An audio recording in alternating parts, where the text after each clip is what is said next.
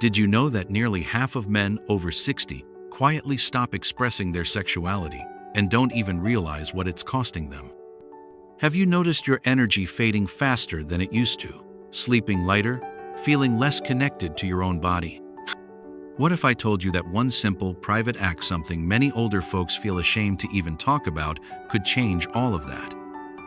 I'm 68, and I've seen too many of my friends grow quiet, shrink back from life, and pass before their time. Let me tell you what I've learned, the hard way. This is not just about pleasure, it's a senior health warning. Come sit with me for a moment. Let's talk about the part of aging no one else dares to say out loud. The impact of giving up sexual expression in old age. When I turned 65, I noticed something quiet, almost invisible, happening around me. A few friends, men I'd known for decades, started to pull away from life. They weren't sick, not in any obvious way, but they lost their spark. One stopped gardening. Another said he no longer cared much about movies or even food. And when I finally asked gently what had changed, he just said, "I guess I've gotten too old for all that." What he meant, though he didn't say it outright, was that he had stopped being sexual, stopped touching himself, stopped feeling that part of life altogether. And he's not alone. Many men over 55 quietly give it up, not because they want to, but because they feel ashamed, or they think it's wrong, or their bodies don't work quite the way they used to, and they don't know how to adapt. Society doesn't talk about this, so we shut it down. But here's the hard truth. When that part of you goes silent, other parts follow. Your mind gets foggier, your sleep gets lighter, your immune system weakens, even your heart feels it literally. Studies have shown that when older men give up sexual expression, their cardiovascular health declines, their risk of depression goes up, their sense of identity and vitality begins to fade. I felt it myself for a time. I stopped taking care of that part of me, thinking it didn't matter anymore. But the truth is, it mattered more than ever. This isn't about vanity or chasing youth. It's about staying alive, truly alive, about keeping your body and spirit connected, about refusing to let shame or silence take away something that still belongs to you. If you're over 55 and you've been feeling a little less like yourself, this might be one of the reasons. Not the only one, but one we need to start talking about. Because pretending it doesn't matter, that's the real danger. Common misconceptions about sexuality in old age.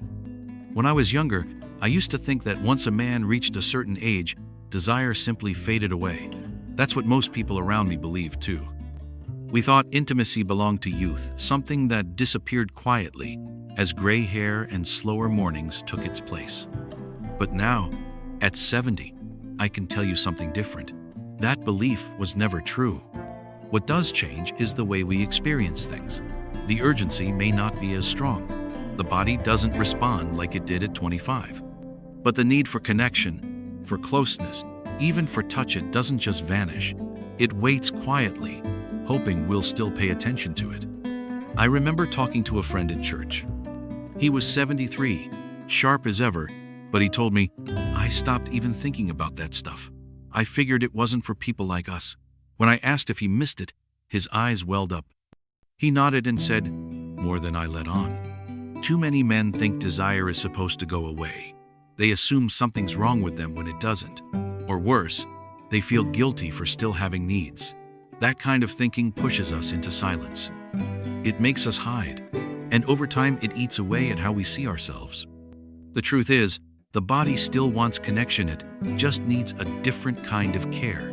We have to adjust, slow down, listen more, try new ways of feeling good. And that's not weakness, that's wisdom. Ignoring this part of ourselves isn't just sad, it can be dangerous. It adds to stress. It clouds the mind. It takes away one of the last places we can feel truly alive.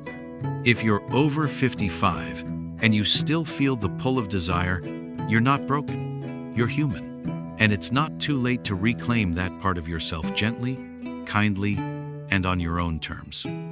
Scientific benefits of regular masturbation. Back when I was still working full-time, I didn't think much about self-pleasure. Life was busy. The kids were growing. My body was changing, and I figured those days were behind me. But in the quiet years that followed after retirement, after the house grew still, I started paying more attention to how I felt. I noticed I was sleeping less. I was more anxious. My thoughts felt heavier, like I was wading through fog. Then, during a routine checkup, my doctor mentioned something that surprised me. He said, "You know, regular sexual activities, even masturbation, can help men your age in ways you might not expect." He was right. It turns out that when you stimulate your body in that way, even gently and without pressure, a lot happens under the surface. Blood starts to flow more freely, especially to areas that don't always get enough circulation as we age. That improves heart health. It also helps the brain stay sharp. Masturbation supports nerve function. It encourages the release of hormones that lift your mood: dopamine, oxytocin, even testosterone in small doses. These aren't just pleasure chemicals. They're part of what keeps your body running well. I began setting aside time for myself, not out of habit but out of care, and I noticed real changes. My sleep got deeper. The knots in my chest started to loosen. Even my prostate felt better, less pressure, fewer nighttime trips to the bathroom. Some studies suggest that regular ejaculation may lower the risk of prostate cancer. That alone is worth paying attention to. This isn't about chasing youth. It's not about shame or pride or proving anything. It's about health. Quiet, lasting health. The kind that keeps us steady as the years go by. So if you're over 55 and you've been wondering if it's still worth IDs, it is. In ways you might not feel right away, but your body will know, and thank you for it. Common mistakes that make self-care fail. When I first tried to reconnect with that part of myself, the part I'd ignored for years, I made a lot of mistakes. And I've come to see that many men do the same. We carry around expectations that don't belong to us anymore. I thought it had to feel like it did when I was 30. Quick, intense, predictable. But my body had changed. My pace had changed. And when it didn't go the way I hoped, I got frustrated. Worse than that, I judged myself. I thought, this shouldn't be this hard. And then, I started avoiding it altogether. That's one of the biggest traps, expecting the same result every time, or pushing yourself to perform rather than to feel. Some men try once or twice and say, it's not the same, and give up. Others try too hard. They turn it into a goal, not a moment of care. And when it doesn't meet their expectations, they feel like something's wrong with them. And then there's the shame, that quiet, heavy shame that tells you this isn't something an old man should be doing, that it's silly, or dirty, or selfish. I carried that for a long time, until I realized it was stealing something from me, something gentle and real.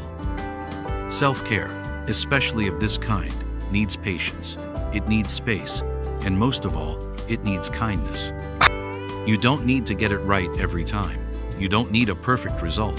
What you need is to keep showing up, to make it regular, like brushing your teeth, like stretching your back in the morning. It's a part of your health, and if you approach it with pressure or shame, your body will pull away.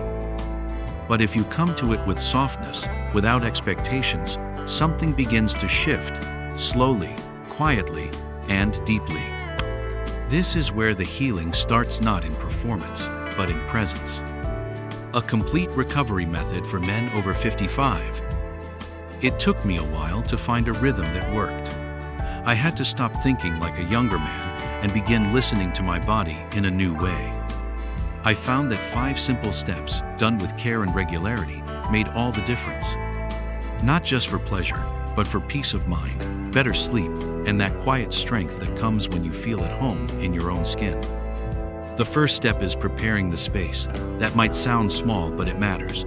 I set aside a place where I won't be rushed. I put my phone away. I might dim the lights or play soft music. It doesn't need to be fancy, just safe and undisturbed. Then comes relaxation. I sit or lie down. I take slow breaths. I try not to jump ahead. If my mind wanders, that's all right. The goal is to feel calm, not rushed.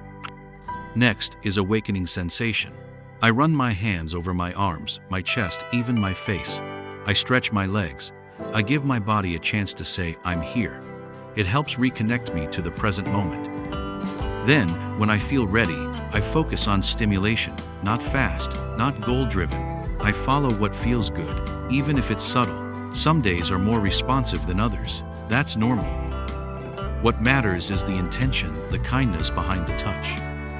Finally, I give myself a moment afterward to breathe, to feel, to let whatever came up settle inside me. Sometimes it's relief, sometimes emotion, sometimes just stillness. I don't rush away from it. I let it become part of the day. I try to do this 2 to 3 times a week, not out of duty, but because I notice how much better I feel when I do. My thoughts are clearer, my sleep deeper, my body warmer. This isn't about fixing something broken. It's about remembering who you are, one quiet moment at a time. Adapting to physiological changes in the aging male body. I remember the first time I noticed something had changed. I was in my early 60s. Things didn't feel quite the same. My body didn't respond the way it used to. At first, I thought maybe I'd lost something. But what I really needed was to change how I approached it. Our bodies age, that's no secret. But aging doesn't mean losing pleasure. It just means we need to be smarter, gentler with how we find it. One of the best things I ever did was start using a good lubricant. I used to think that was only for people with problems, but I've come to realize it's a tool, just like reading glasses or a walking cane. It helps. It makes everything smoother, more comfortable, and more relaxed. I also started trying small handheld massagers, nothing loud, nothing strange, just a soft vibration, steady and calm. At first, I wasn't sure how I'd feel about it. But once I let myself try, I found it helped me stay connected to sensation, even when things took longer. Changing position matters too. I used to only feel comfortable lying back, but sometimes sitting upright or even standing helps blood flow better. I experiment. I listen to my body. I don't force it.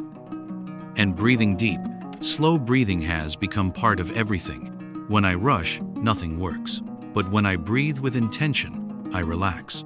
The pressure melts away. This isn't about chasing performance. It's about learning to feel again, with fewer expectations, with more kindness. What worked in our 30s might not work now. That doesn't mean we're broken. It means we've changed and we get to meet ourselves again at a different stage of life. If you're over 55 and you felt discouraged, you're not alone. You don't need to push harder. You just need to adjust. A few simple shifts can make all the difference. That's not giving up. That's growing wiser. Medical evidence supporting continued sexual activity. When I first heard that self-pleasure might improve heart health, I didn't believe it. It sounded like something from a magazine headline, not a real medical insight.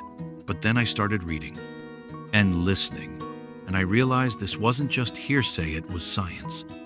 Researchers in Finland, the United States, and Australia have studied men over 55 who continue to engage in regular sexual activity, including masturbation. What they found was remarkable. Men who stayed sexually active had stronger hearts. Their blood pressure tended to stay lower. Their circulation improved. The movement of blood through the body, even from something as simple as touch, had lasting benefits. More than that, these men showed better memory function. They stayed sharper. One study linked regular sexual expression to improved short-term recall and problem-solving. It didn't take much, just consistency. Their immune systems were also more responsive, fewer infections, faster healing, a body that still felt alive. What struck me most was their overall sense of well-being. These weren't just numbers on a chart. These men reported sleeping better, laughing more, feeling more connected to themselves and to others. In contrast, the group that avoided sexual activity, whether from shame, discomfort, or disinterest, showed higher rates of depression and cognitive decline. They were more likely to feel isolated, disconnected from life. When I think about this, it doesn't surprise me anymore. The body and the spirit are not separate things. When you touch yourself with kindness, your whole being responds. It remembers how to heal, how to feel. I've felt it in my own life. A clearer head, a steadier heart, a softness in my chest that tells me I'm still here and I still matter. So if you're over 55 and wondering if any of this makes a difference, trust me, it does. Not just because the science says so, but because you'll feel it too, quietly, steadily, day by day. The psychological meaning and reconnection with the body. There was a time I barely noticed my own body. Not because I didn't care, but because I felt like it had moved on without me. The aches, the slower pace, the lack of urgency. I started treating it like something I was stuck with, not something I lived in. But something changed when I began touching myself again, not out of routine, but with care, gently, with presence. I wasn't trying to achieve anything. I just wanted to feel like I still belonged to myself. And that feeling came back. Not all at once. It arrived in quiet moments. A breath, a warmth, a small sense of being alive, not just in my mind, but in my skin, my chest, my hands. The truth is, when you stop connecting with your body, you start losing parts of yourself. Confidence slips. You become more hesitant to be seen, even by people you love. You stop reaching out. You stop laughing as much. But when you return to that connection, even in private, something opens. You feel more grounded, more real, more like the person you were before the world told you to disappear quietly into age. For me, that meant walking taller, making better eye contact, even reaching out more to friends.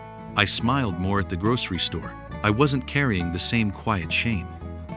Sexual expression on your own terms isn't just physical, it's emotional, psychological. It reminds you that you still matter, that your body is still yours, that you're still part of this world, not just watching it pass by. If you're over 55 and feel like something is missing, this might be part of it. Reconnecting with yourself in this way brings back more than sensation.